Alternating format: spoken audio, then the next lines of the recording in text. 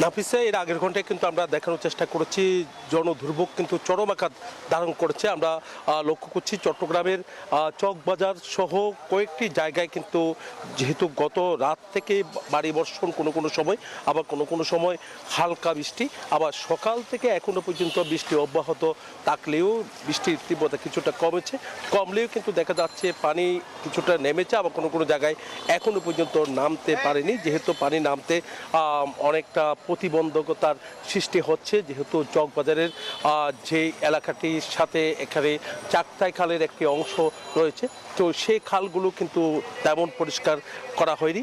তো এই কারণে পানি নামার যে নালাগুলো রয়েছে, তো নালা দিয়ে যে পানি যাবে সে কারণে কিন্তু ময়লা আবর্জনায় ভরে গেছে। এখন কিছুটা পরিষ্কার করেছে সিটি কর্পোরেশনের পরিচ্ছন্ন কর্মীরা, তারা বিভিন্ন জায়গায় অবস্থান নিয়েছেন।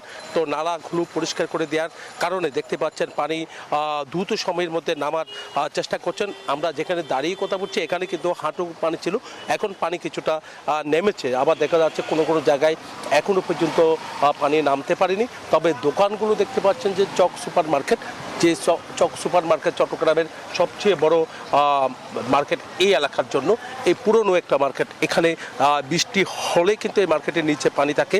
এখন আমরা দেখতে পাচ্ছি এই মার্কেটে কোমর পানি এবং কি হাঁটু পানি এখনো পর্যন্ত রয়ে গেছে। তাদের মালামাল একেবারে পানিতে ভেসে গেছে, লাখ লাখ টাকা ক্ষয়ক্ষতি হয়েছে এমন কথা কিন্তু আমাদেরকে জানিয়েছেন। চট্টগ্রামের কোনো কোনো জায়গায় জলাবদ্ধতা সৃষ্টি হয়েছে, আবার কোনো কোনো জায়গায় আমরা দেখতে পাচ্ছি জলাবদ্ধতা যেখানে সবচেয়ে বেশি হতো সেই জায়গায় কিন্তু জলাবদ্ধতা নেই বললে চলে। যেহেতু জয়, ধন্যবাদ আপনাকে আমাদের সঙ্গে যুক্ত হওয়ার জন্য।